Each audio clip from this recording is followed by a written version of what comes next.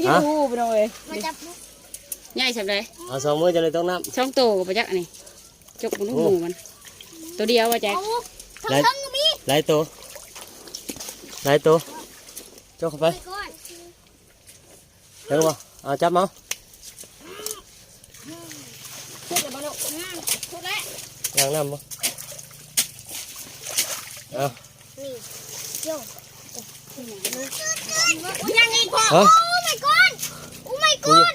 โอ้ my god โอ้ my god โอ้ my god ไม่เขาจกอีกโอ้เอาอีกวะเอาเลยจำเลยมันอยู่เป็นคู่ละ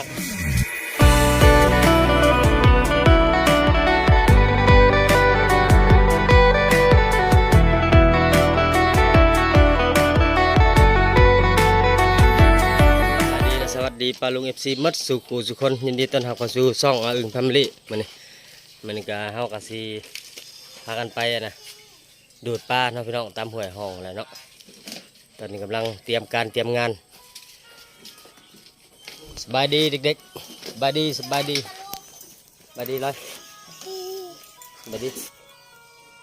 ยดีปลาลุงงามหรือว่างามแล้วนี่งามเลยเนาะ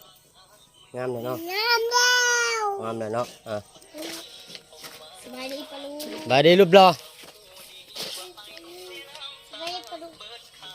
ฟังเพลงอีกโอ้มีความสุขแท้มอดก่อนพอถ่ายคลิปก่อนอันนี้ก็เป็นอันนี้เบิ่งน้องจำอันนี้ก็เป็นจักดูดน้ำเขาพี่น้องจักคู่ทำอันสีใส่ซาเล้งเก่าแล้วเนาะขามทางขนุนไปแล้วเนาะพี่น้องตอนนี้ถ่าจอนมันอยู่สบายดีพี่น้องสบายดีขึ้นหนึ่งเด้อพี่น้องเนาะสบายดีพวกพี่น้องตอนนี้ถ่าน้องแจ็คเพิ่นปิดประตูพี่น้องช่วงนี้กำลังแดดพอดีพี่น้องน้องลอยชิบะรับพาหวยได้ปะ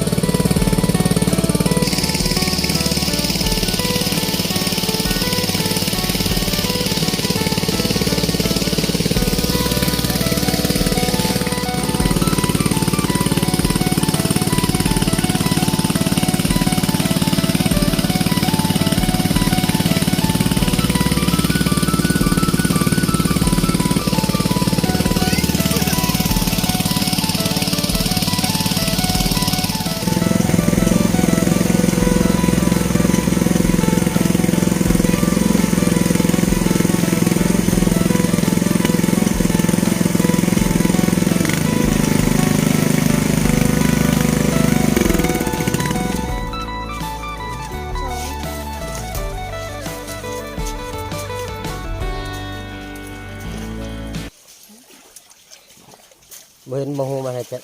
ให้ได้หูยันนะพังเป็นวันเดี๋ยวพังบางความมือเดี๋ยวเห็นบ่จับได้ไหมนี่พังกันมาจับนี่ลูกเห็นบ่เจ๊หูยันนี่เดี๋ยวหูยันตัวหน้าแม่จ้าก้มเบิ่งแล้วก็หูมันเห็นเอาหูมันกลมหูมันนะแม่เอาสิหือลงมาอย่างนั้นเก็บเอากุ้งซิวลูก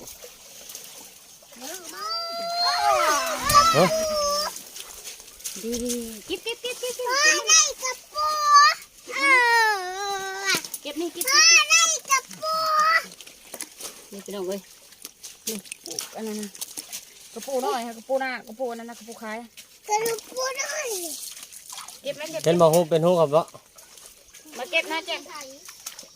หูมันม่อนแล้วหูเย็น พ่นมันแล่นเขาหันกินมามีเลยมาเก็บทำในชิว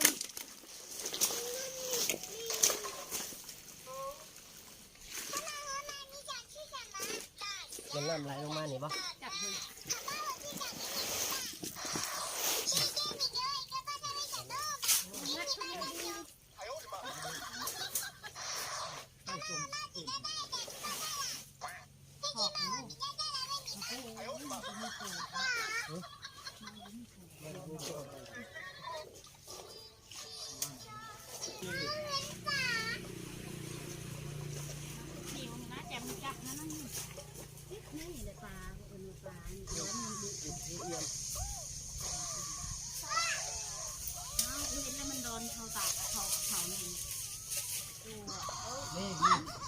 นี่ ไปเลยดูน้ำเลย ลงเลยครับบ่ ดูน้ำนะเสียลงมาเลยนะ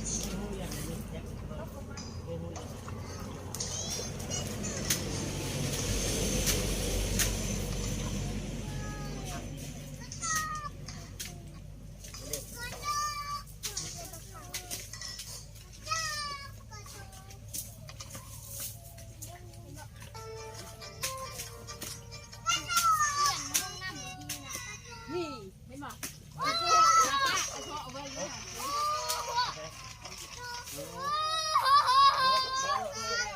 ปลาดีกว่าเนาะบ่ปลายามนี่มันเข้าเด้อ เด้พี่น้อง หมาอยู่ในหู เด้พี่ดูไปหน่อย มาจับ ใหญ่สับเลย เอาสองมือจะเลยต้องน้ ช่องโตกับประจักษ์อันนี้จกบนลูกหมูมัน ตัวเดียวว่าแจ๊ค เอาทั้งก็มี ำหลายตัวหลายตัวเจ้าเข้าไป ก้อน เดี๋ยวบ่เอาจับเอา ช่วยกับบ้านลูกงานทุกแล้ว ย่างน้ำบ่เอา นี่โย่ เก็บน้ำลูกเก็บร้อยเขา ยังอีกพอ ฮะ โอ้ my god โอ้ my god โอ้ my อยู่เป็น god ครู โอ้ my god โอ้ my god แม่เขาชอบอีก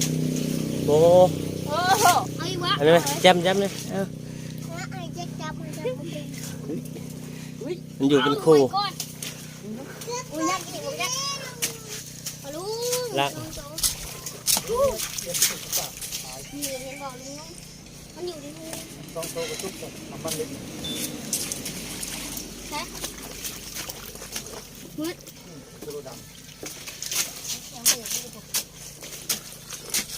นี่บ่มีบ่จักนี่ อ้าวไม่อยากโอ้โหคุณเถิงโอ้ยนะ เอามันบื้นขึ้นไปเรื่อยๆเลย เอากบไหมเอาอันเอากบด้วยค่ะนี่ตั้งนี่ก็มี ยาโจ๊กนะพ่อเสียมั้งเด่น เอาแจม โอเคนะปะลุงเนาะตอนนี้ก็พร้อมกับสกุดนี่จับก็เป็นมือกล้อง ที่เป็นแฟน น้ำแรงเลยนะ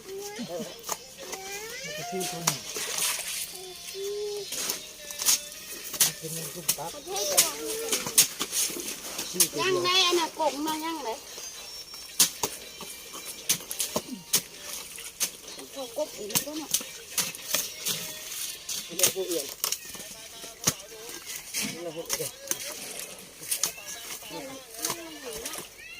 โอเคเนาะปะลุงเนาะส่วนในน้องในเช่นในนี่ก็บกเป็นทีเรียบร้อยเนาะปะลุงเนาะก็พร้อมจะกระล่างกระตุ้งกระตุ้งเนาะปะลุงแยกกะกับแม่กับคนชายางขึ้นเนาะปะลุง เราเป็นยังไงมาถ่ายได้ทักทายเลย มันเป็นหัวทุ่งเนาะปะลุง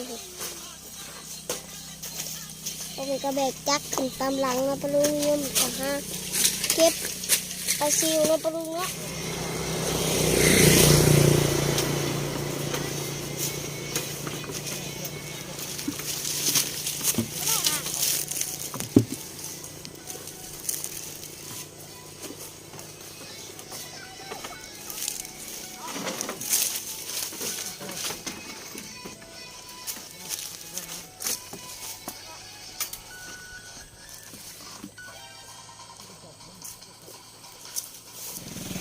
ไปข้ามทางเลย โอเค ไป ไปเมื่อก่อน พอเมื่อมหลังแนมทางปุ๊อย่าแนมพอ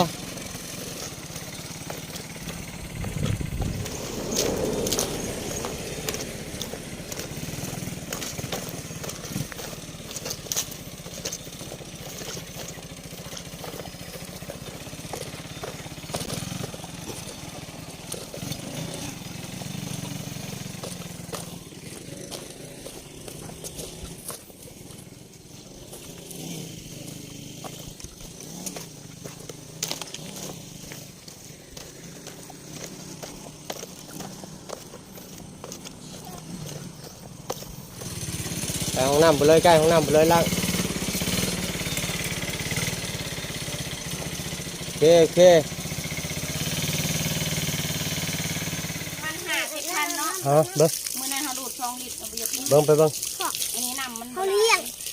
ล่างใส่ซีดีครับเทลงซีดีครับ เขาเลี้ยงนึ่งน้ เทลงใส่ซีดีนะครับ ำอะไรเกิน เนาะ เดี๋ยวเทลง เทใส่ซีดีครับใส่กระล่างใส่ซีดีครับ ทองแล้วนี่ เปลี่ยนก็ พอ ได้ เจ้าอยู่แล้ว พอปนอยู่แล้ว น้ำมันนิดนึงกันซื้อหมูครับสามเท่า โอเคโอเคล่างล่างปูไข่พี่น้องหอยกี้ปลาคอแล้วก็เอียนพี่น้องนี่ก็ปลาซิวกุ้ง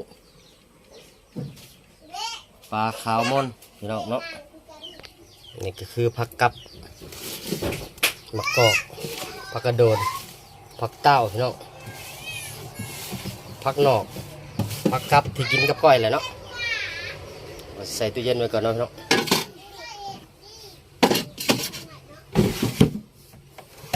หลังจากมาแต่ดูดปลากะสีหนึ่งเขาก่อนเนาะพี่น้องของน้ำถูกส่วนน้องแจ็คกระต่อยมากระทัน พี่พ่อ เบิ่งซิมนะ กินนมหมดอะไรไอ้ มันเป็นบางกระทันใหญ่เลยพี่น้องเนาะแต่ยังใหญ่บ่เต็มที่ไปได้แต่ว่าเด็กๆคนกินกันทำมันใหญ่ก็สิใหญ่กว่านี้พี่น้อง นี่ใหญ่กว่าชุดลูกตะเกียบปีกวัด